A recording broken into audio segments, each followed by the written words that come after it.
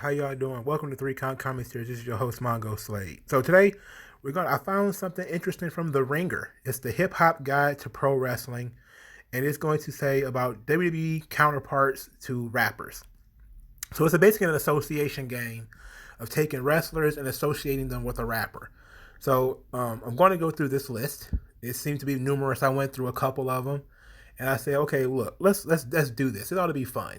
All right, I'm not going to read the whole thing, but basically this was basically inspired by Bad Bunny going to be at WrestleMania and Snoop Dogg being on AEW.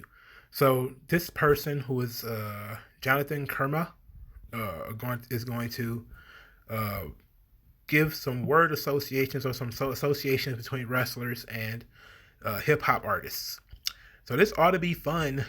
If for nothing else, I get to talk about two of my favorite things. I used to be a huge rap fan, and I should take the time out to say that Earl Simmons, who is DMX, died today, April the 9th. As the time of this recording, I don't know when it's going to go up, but it's being recorded on April the 9th, fresh after the news of DMX passing. DMX is a phenomenal performer. I went to go see him live twice.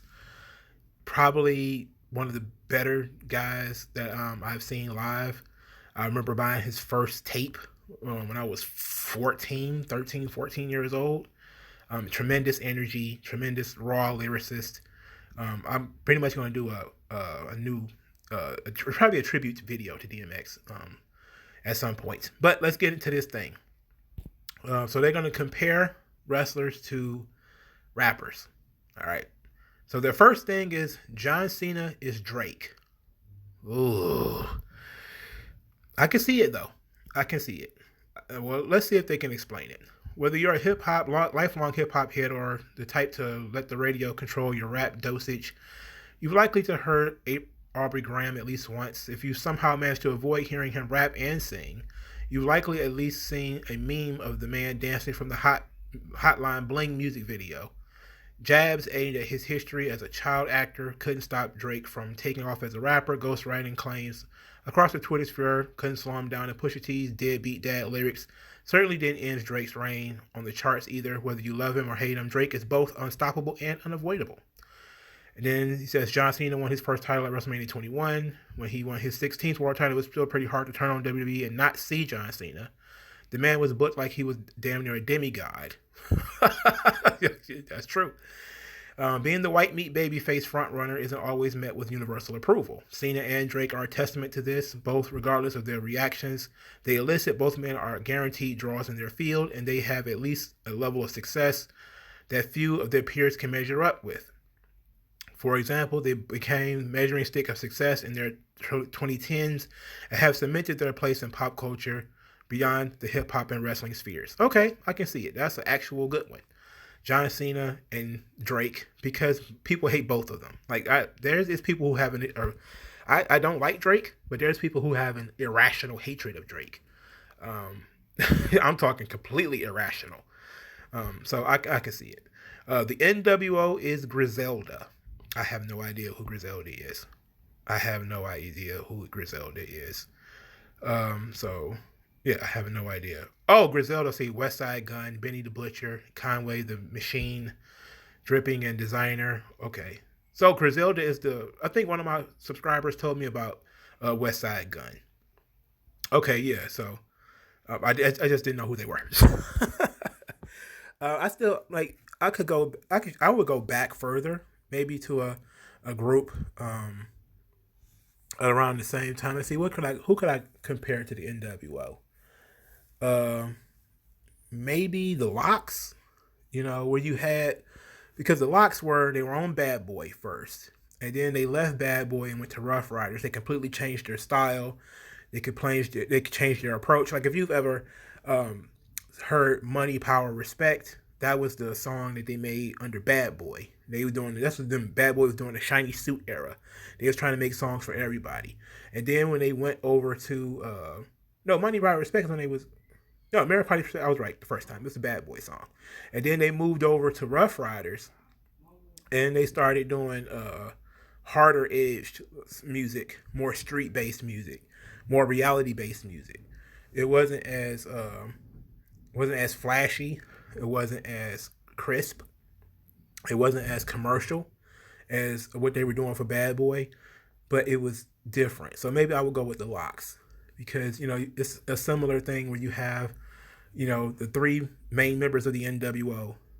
They were in WWF first, and then they jumped ship. They jumped ship from the cartoon world of Vince McMahon to the more reality-based world of Eric Bischoff. That he wanted to create this more reality-based version of WCW.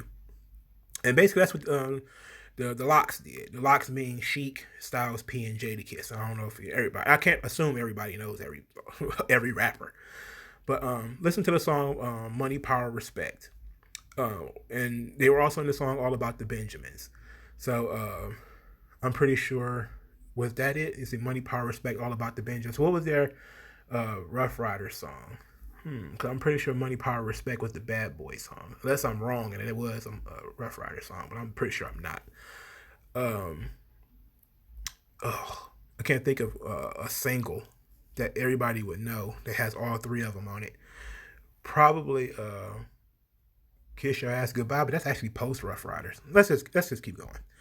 Let's see. Stone Cold Steve Austin is Tupac. Oh well. Okay. This one was a slam dunk. These are two beautifully bald-headed heavyweights whom the world of WWE and hip-hop revolved around in the 90s, the Michael Jordans of their art form. They both favored vests, reaching their pinnacles after debilitating injuries, and have an affinity for alcohol. Everyone knows Stone Cold's love for a brewski in the ring. After a match, but can we talk about how many times Tupac rhymed Hennessy with enemies? Not really a big Tupac fan. Myself, I kind of grew up in that era where Tupac was just getting killed, but I never really grew into being a Tupac fan. It doesn't mean I don't know him, but I never really was like a huge fan. Like some people are, Tupac's like the patron saint of some people around here. You grew up in like the hood in the mid '90s, and even today, a lot of these dudes treat Tupac albums like it's the Bible. They know them word for word, backwards and forwards. Not me. I know Tupac stuff. I just don't know it like that. But I can see the Tupac Stone Cold things. Tupac was also an alcoholic. So I know some people, they was like, what? Yeah, Tupac was an alcoholic. I read several books on Tupac, which is one of the reasons why I don't like him. But he was an alcoholic. Anyway, let's move on. Brock Lesnar is Eminem. Oh, I don't think I would do that to Brock. Let's see how they responded. Brock Lesnar and Eminem are true behemoths of their art form. Both men had unprecedented rookie years filled with dominance at the highest level. Eminem's shock value and crass, hyper-violent lyrics, paired with his astonishing technical ability, took the world by storm. His debut album, Under Endoscope, the Slim Shady LP, sold nearly 3,000 copies in his first week, before eventually going quadruple platinum and taking them home multiple Grammys. Brock Lesnar came in his WWE debut like a hurricane, annihilating opponents in his first month, ahead of his debut match, when he continuously powerbombed Jeff Hardy like it was a 5-pound medicine ball until the referee stopped the match. Within 5 months, Lesnar was the WWE champion and undoubtedly one of the most unstoppable forces the pro wrestling world has ever seen. Okay. Both men received a major boost from having a legendary veteran over their shoulder, Dr. Dre and Paul Heyman. But it was their own freak of nature-like qualities that granted them longevity. Despite groans from the public that they've outstayed their welcome, it's box office when Brock steps in the ring and when Eminem puts on an album. Both are still arguably two of the biggest draws in their industry. All right, absolutely. I can see that. I was on the fence about it after they explained it. Okay, I can see. And Brock is antisocial as fuck. Yeah, that's Eminem, not quite so much, but yeah, Brock was pretty crass in his day too. Randy Orton is J. Cole. I was a big fan of J. Cole when I used to listen to rap. I think maybe, how do I feel about this one? Randy Orton and J. Cole. Let's see if they can explain it. At the age of 24, Randy Orton set the record for the youngest WWE World Champion ever and followed it up with 13 more reigns in the past 16 years. J. Cole went double platinum with no features on multiple occasions with his 5 #1 albums. In all technical terms, Orton and Cole are considered good to great at their craft. Yet there is something that holds them back from being placed in the GOAT discussion. They're boring. Whoa! Of all the things to rap about, J. Cole has managed to dedicate 5-minute songs to both folding clothes and doing taxes. Super relatable topics, but not the most gripping material to hear anyone rap about. And while in theory, being the apex predator within the squirrel circle sounds like an interesting gimmick, sleepwalking through headlocks and methodically stomping on your opponent's appendages as the audience sits on their hands waiting for the RKO is far from scintillating. To give them credit, both Randy Orton and J. Cole have seemingly begun to shake off the boring label in the last few years. J. Cole's 2018 run of guest verses on Royce the 5'9's Bobolo Boat, which is misspelled, to 21 Savage's A Lot, and his lead in the Ultimate Rap Camp led to Dreamville collaborations, Revenge of the Dreamers 3. I didn't know there was a 3. I didn't know there was a 2. Are quite frankly some of the most exciting moments we've gotten from J. Cole in years. And Orton's return to Legend Killer has produced some of his most recent noteworthy material. Plus, he literally lit a man on fire to close out 2020. All right, now I don't know if I would call them boring. I'm a big fan of both of these guys. I can see that they are heavily focused on technique, and maybe that doesn't appeal to most people. And obviously, Randy Orton is not going to do nothing super exciting in his matches, but I think that he's got that reputation that he holds headlocks too long. I think that's just a negative, smart reaction. I think Randy Orton does, he's efficient with what he does. He doesn't do a lot of flashy shit. He does what works. And he controls the audience. The audience doesn't control him. Now, J. Cole, on the other hand, I've never seen him live, so I don't know how he is as a live performer. I did stop listening to J. Cole. He just kind of, I don't know, it's just his production was not up to par. Even though he was a decent producer to start, like when he started, he was one of those Kanye West type guys where he was a producer / rapper. But his production skills kind of started to diminish, or he was just kind of off doing other things. And once he became successful, he kind of found a formula and stuck with it. So maybe it is kind of like Randy Orton. They're kind of formulaic. Mark Henry is Rick Ross. Let's start with the obvious first. Rick Ross and Mark Henry just look alike. Okay, I'll give them that. He said, would you put Mark Henry or Rick Ross in your all-time top 5? Maybe not, but their legacies are too impressive to ignore. Ross has 5 #1 albums, and Mark Henry's ECW Championship reign and Hall of Pain run at the World Heavyweight Championship are nothing to sneeze at. Okay. Shawn Michaels is Lil Wayne. Oh, boy. Oh, talk about drugs. That's drugs? You talk about two guys who were probably peeled up or in Lil Wayne scissored up during their highest and most competent times. I tend to believe so, maybe. Lil Wayne was a bit of a prodigy, though. Like, Lil Wayne was really good at, 16. Let's see how they kind of explain this. See, Weezy F Baby and Heartbreak Kid have a list of complementary nicknames, but most importantly, they are simply similar because they are both simply unfuckwittable at their peaks. Okay. And left with such an impact that you can spot their figurative children, grandchildren, and great-grandchildren just about any time you tune into SmackDown or turn on Spotify's Rap Caviar playlist. Their shared late-stage balding just happens to be an unfortunate coincidence. Yes, Lil Wayne's, his dreads are, falling out. Oh, that's so sad. But I thought it would have been, two guys who, were very hard to deal with. Lil Wayne was a headache when he was fucking around with the cups. He was very difficult to deal with. Even Birdman didn't want to deal with that nigga. But I can see the similarities if you say, okay, you look at their influence as far as, I always talk about, the Shawn Michaels school of drama and trying to win a daytime Emmy. And Lil Wayne's stream of consciousness, just say anything on a record and not writing lyrics and not structuring verses and that kind of stuff. Yeah, I guess you could see it because, just about everybody tried to be like both of these guys. I see it. The Undertaker is Jay-Z. Oh, interesting. Let's see how they explain this. Both these legends have resumes that make them arguably the greatest of all time, and labeling either as anything less than top 5 is just flat out incorrect. I agree. Their longevity is unmatched. Undertaker made his debut at 1990 Survivor Series and his farewell at Survivor Series 2020. Hope made his debut at Reasonable Doubt and turned 25 this year, and the end of his rap career is still out of sight. Sure, both icons definitely slowed down in the quantity of work later in their years, but they didn't stifle quality. Just look at 444 and Watch the Throne, or Undertaker's late WrestleMania matches with Shawn Michaels and Triple H as evidence. It's hard to find any appearing on this list more revered. Rappers like Jim Jones, The Game, and Mobb Deep have all taken aim at Jay-Z's throne, but none succeeded, just like no one has challenged The Undertaker's 21 consecutive WrestleMania victories. Excellent. I like this. That was a good one. Undertaker as Jay-Z. Okay, cool. The Rock is Will Smith. You don't even need to explain this one. This one's absolutely on the nose. Okay, I don't even need to read this. The Rock as Will Smith is almost perfect. Because Will Smith, as a rapper, he's got hits. I'm not going to read it yet. I just want to go off the top of my head, right off to seeing just The Rock as Will Smith.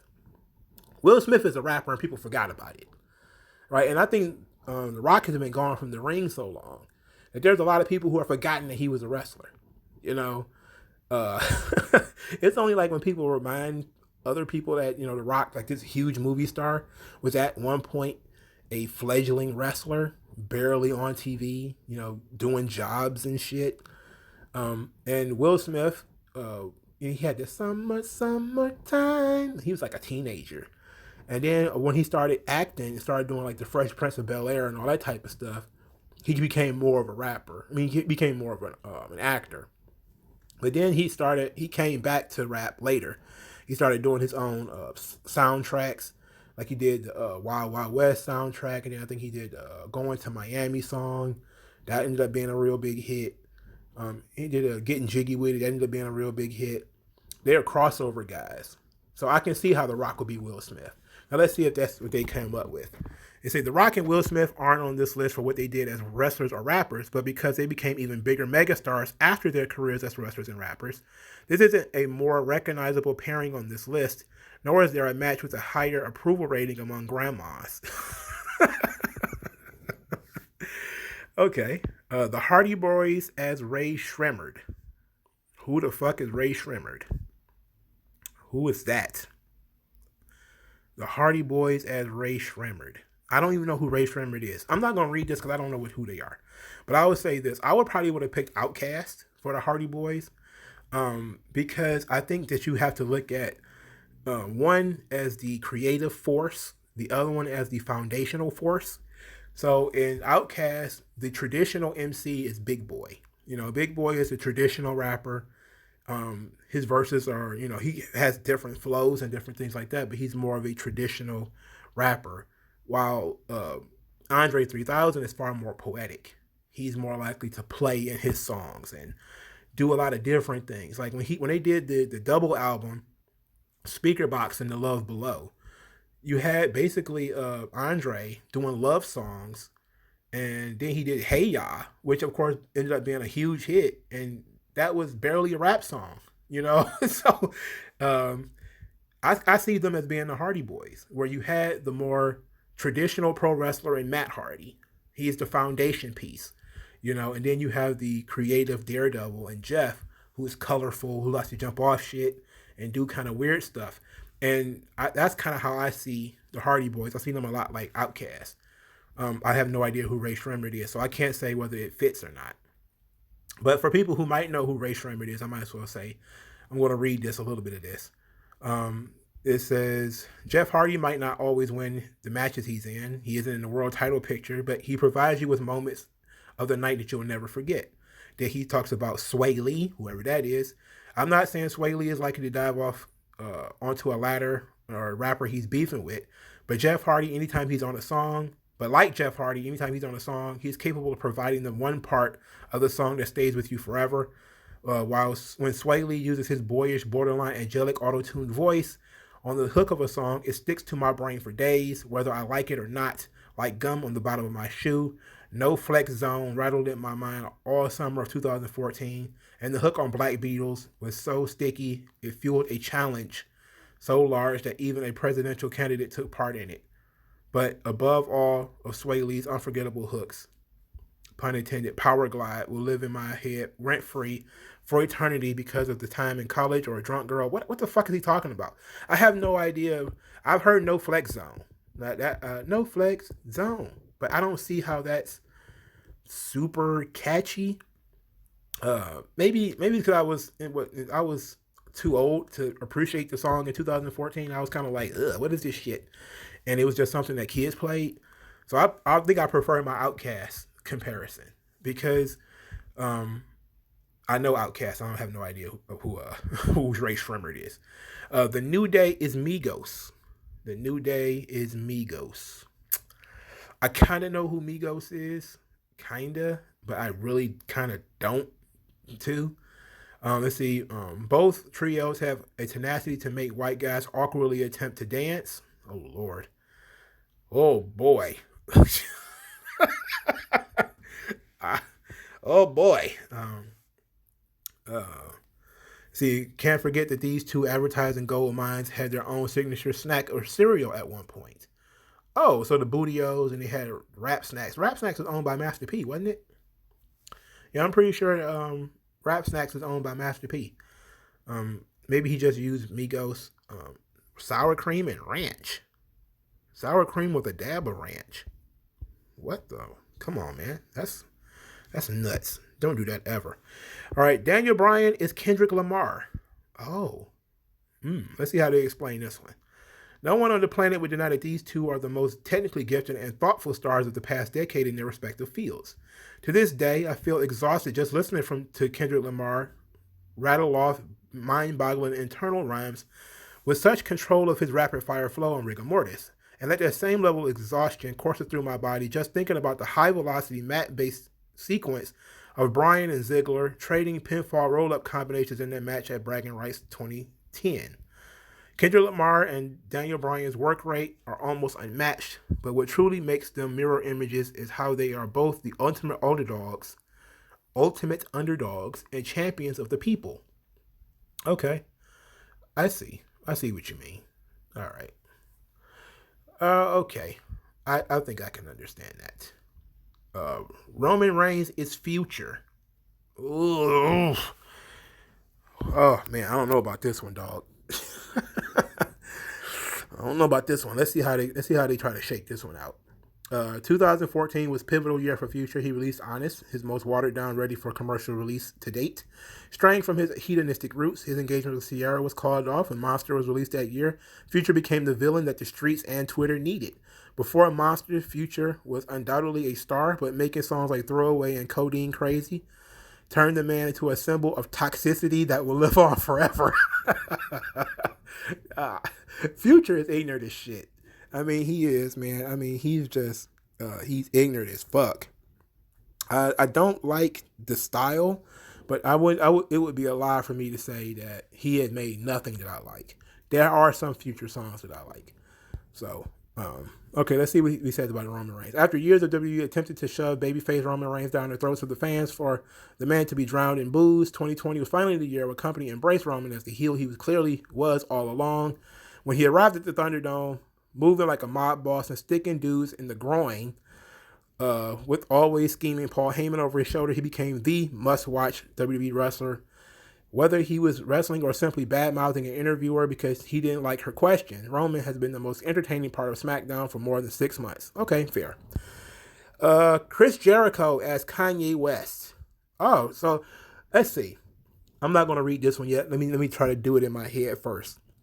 I can see how you could take Kanye West, who is always experimenting, always changing his style, always trying to do something different. I can see that being an aspect of Chris Jericho, who is always trying to do something different, always trying to reinvent himself. Was really good, but won't let you get too comfortable in what he's doing. So he always is willing to change on a dime. Whenever he feels something getting stale, he starts moving. And I think I can see that. So let's see what they have to say.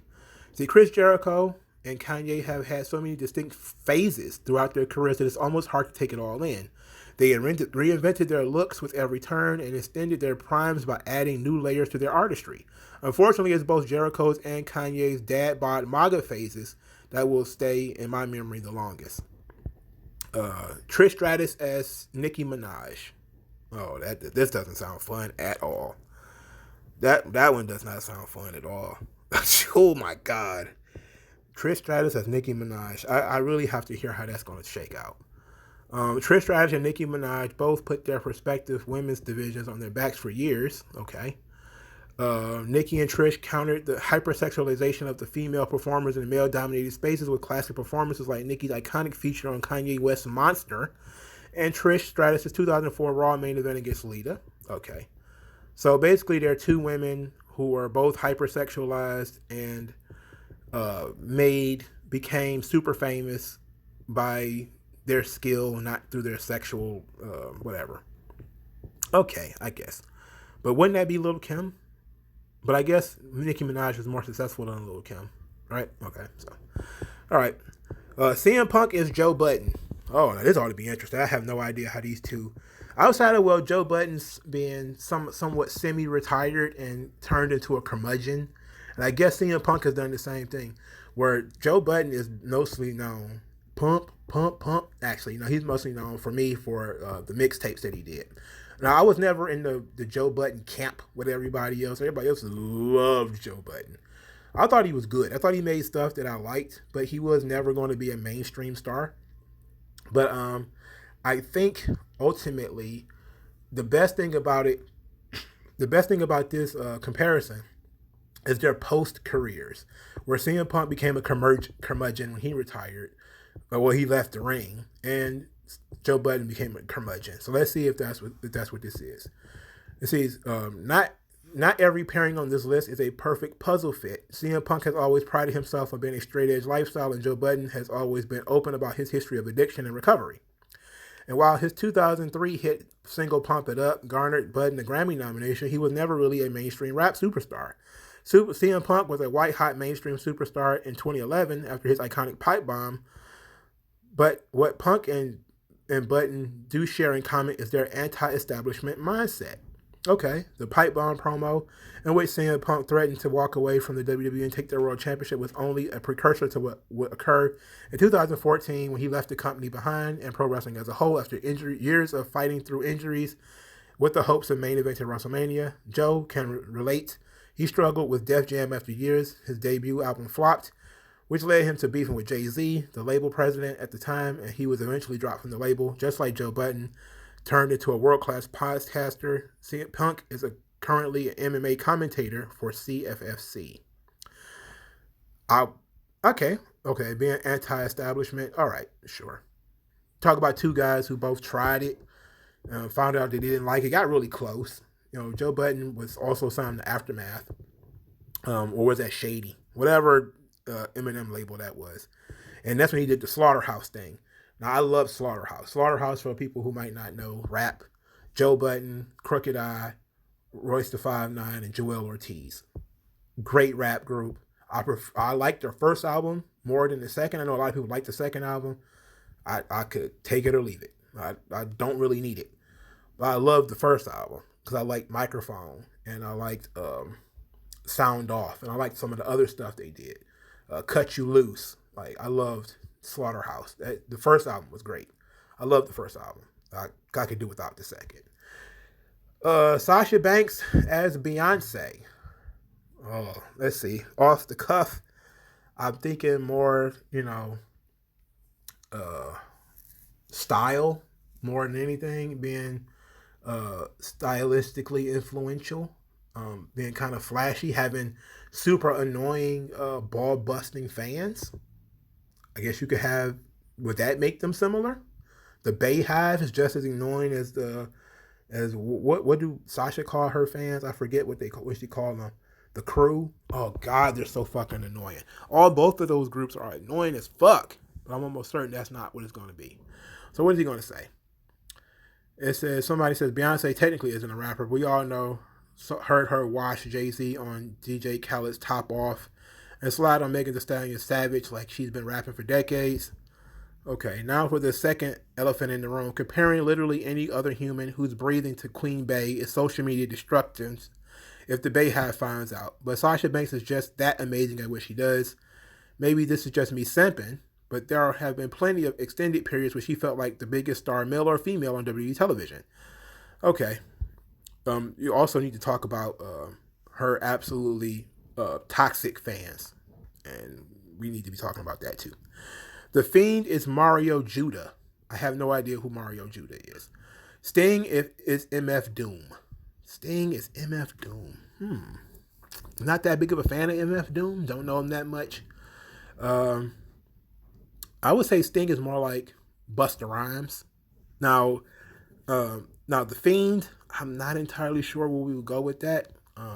Because the Fiend is, you talk about a guy who reinvented himself. He was Husky Harris at first. And then, he kind of went down this dark path.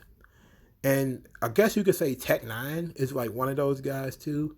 Where Tech Nine at first was kind of like average rapper. And then he started doing the strange music stuff. And he started going down. And it's almost like Juggalo type of, not the same, obviously, because fuck the Juggalo shits. But like when you start going down the darker path, like I loved like Tech Nine when it was like if we're trying to remember his album titles, Killer, All Sixes and Sevens, KOD, King of Darkness. I loved all that stuff from Tech Nine. That shit was great. So, but he started out kind of as a but he was also kind of gimmicky too at the same time. So I don't know. Maybe I would do the Fiend and Tech Nine, the rapper Tech Nine, and I probably would do when I said Busta Rhymes for Sting. Now, if you remember the early days of Busta Rhymes, well, woo ha, I got you all in check. He was loud, he was colorful, and then Busta Rhymes hit like this skid where he signed, I think it was like 2001, where he became sort of general street rapper, boots and jeans, and he was still bombastic Busta, but he wasn't as colorful and loud like Busta. And Sting also had that stage where he was early Sting, what they call surfer Sting, the late 80s, early 90s Sting. He was like, whoa, beating his chest and everything. And then, he became more subdued Crow Sting. But then he would have those bursts of, it's showtime, and beating his chest and all that type of stuff, where it was still there, like the wild, loud Sting was still in there somewhere, but it just took a while for him to come out. It was the same thing with Busta Rhymes. So I would probably say Sting and Busta Rhymes, but let's see what they got to say about Sting and MF Doom. They say both are undeniable icons of their art form because of their commitment to real-life comic book characters. Like MF Doom, Sting rocketed a plethora of personas through the years: Surfer Dude Sting, the Crow Sting, Wolfpack Red, and who forget the Joker Sting in TNA, who beat Joaquin Phoenix to his costume by about 8 years. Okay, I still would have gone with Busta Rhymes though. I think Busta Rhymes is probably a far better choice than MF Doom, but I don't know a lot about MF Doom. See, Edge and Christian are Tyler, the Creator, and Earl Sweatshirt. Oh, God. Tyler, the fucking Creator, and Earl Sweatshirt. Man. What was this? What was this group? I think it was Oddballs or something like that. It was Tyler the Creator's group. Odd Future? Was it? I think that's what it was called. Yeah, Odd Future. It's right here, right in front of my face. I'm trying to think about what would be a better duo to compare to Edge and Christian. I don't know. Let's see what they have to say about Odd Future. See, Odd Future doesn't have the longevity of Edge and Christian, but both pairings of friends put their names on the map in the most extreme of ways. Odd Future makes shock value raps and disturbing music videos. Edge and Christian debuted as members of the vampire cult The Brood, and both built their fan base off high-risk ladder matches that could take years off their lives. Along with their shared knack for shock is their shared comedic timing, as displayed on Odd Future's Loiter Squad and Edge and Christian's famous 5-second poses for the benefit of those with flash photography. Okay. I don't know. I'll take an L on this one. Cause I'm trying to think of all the, like, what group would probably be better fit for Edge and Christian, and I can't think of one. Like, most of the rap groups that I would be thinking of would be like UGK, but there's, where you have Pimp C, who was like flashy and funny, wasn't necessarily a lyricist, but could do everything else. Like he was a decent, wouldn't even say decent. He was a competent singer. He could hold a tune. And I liked his melodies and stuff like that, but I don't see how that would fit Edge and Christian, nor like Mobb Deep, and that's completely not the same thing. So it would have to be somebody that's silly. So I'm guessing that would be probably Odd Future or somebody else I'm not thinking of. Let's see. Bianca Belair is Flo Milli. Flo Milli. I don't know who that is. They said this pair's blend of style, charisma, their mainstream potential has no ceiling. Next year at this time, we might be talking about Bianca Belair and Flo Milli as the two biggest women in wrestling and rap, period.